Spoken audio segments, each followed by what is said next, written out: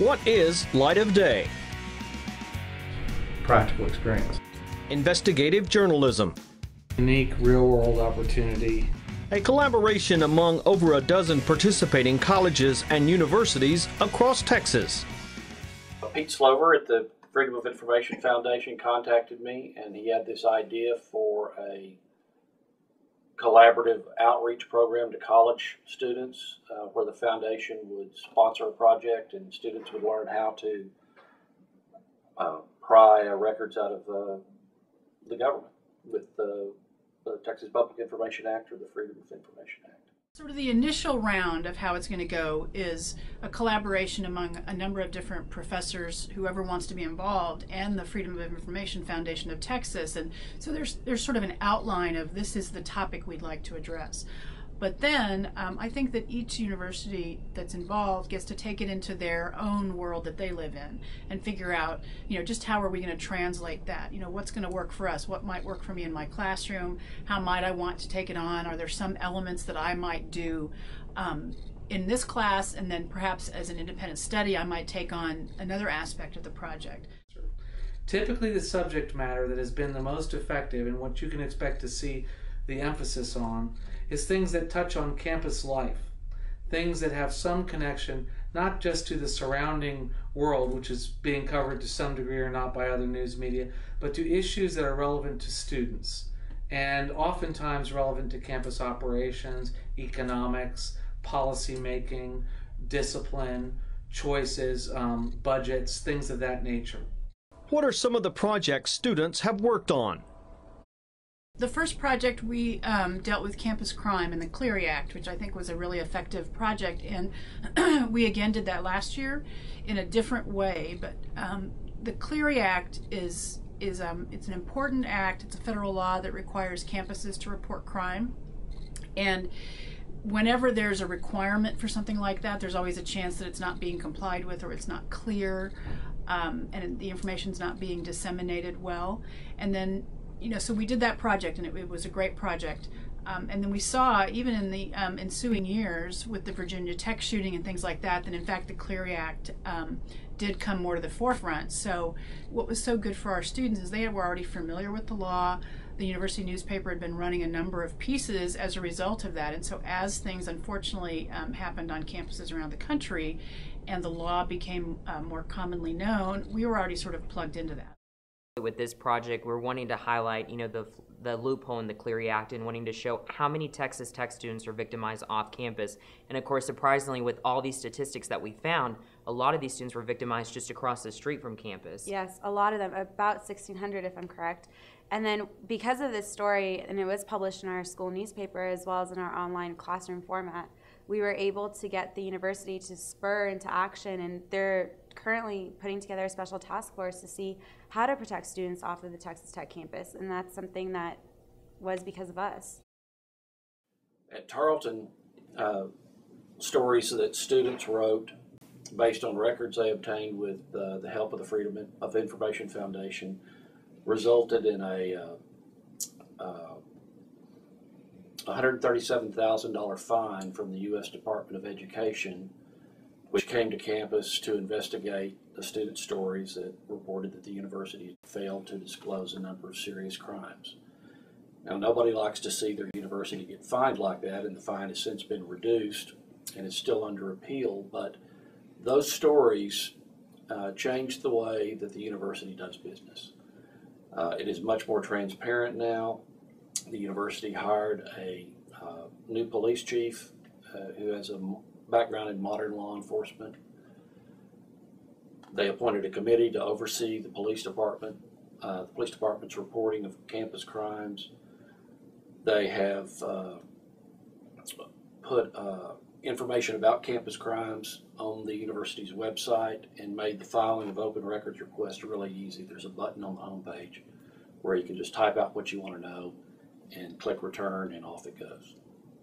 So I think the potential to make a difference in their world and to know that there's power in words, whether those words are read or put on a web page or printed, that words can make a difference and can change things. How is the project beneficial to students? we learned so much from this project. I think, not only how to file open records requests, but how to deal with different entities within the university system.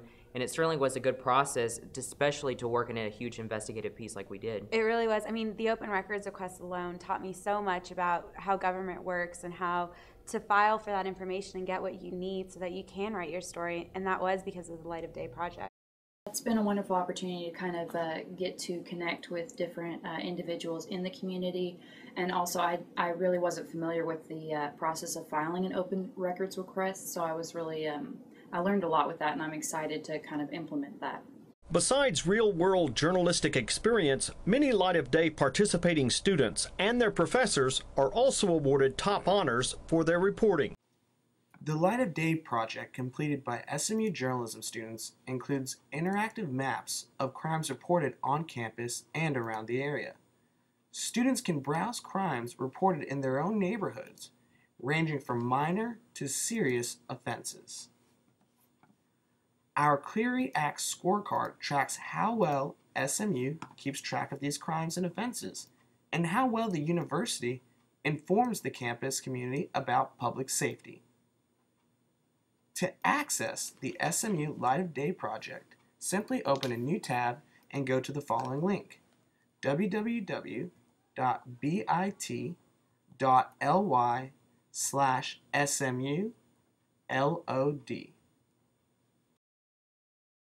How can the Light of Day project better prepare students for a job? Yeah, if all other things being equal, you have two students. Student A has everything but experience.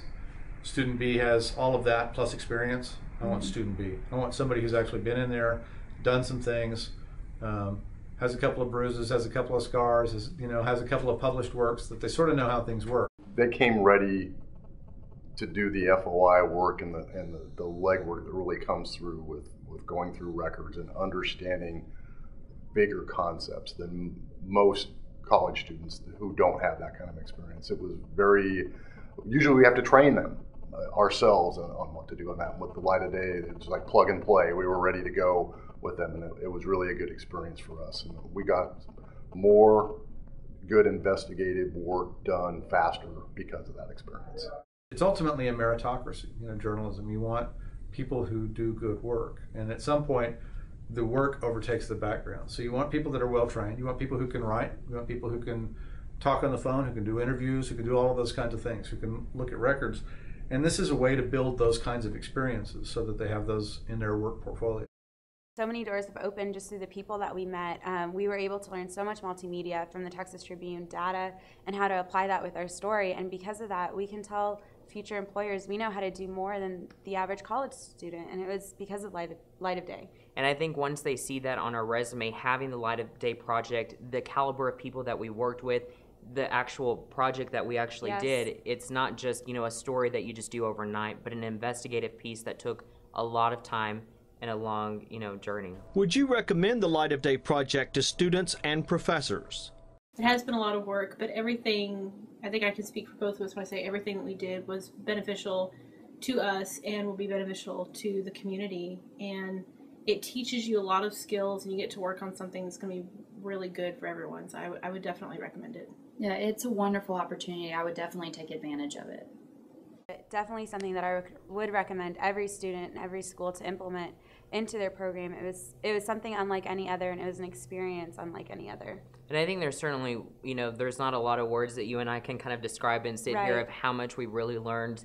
The late nights, the phone calls, the amount of paperwork, the highlighting, the writing, the editing part. But at the end of the day, it was all worth it. And I think that that's something that a lot of students should keep in mind if they want to take on this project, that you can certainly just keep on going forward. You're going to have your speed bumps along the way. A lot of them. But you can just keep going and know that hopefully you can have an end result that will open the eyes of many.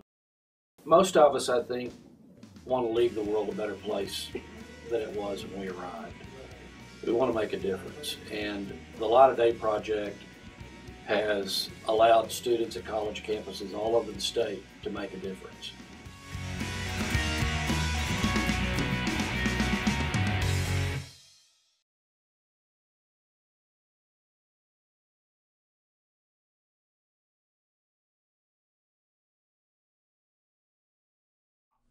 The Freedom of Information Foundation received funding for the Light of Day project from the National Freedom of Information Coalition through a grant from the John S. and James L. Knight Foundation. Established in 1950, the John S. and James L. Knight Foundation makes national grants in journalism, education, and arts and culture. Its fourth program, Community Initiatives, is concentrated in 26 communities where the Knight brothers publish newspapers, but the foundation is wholly separate and independent of those newspapers.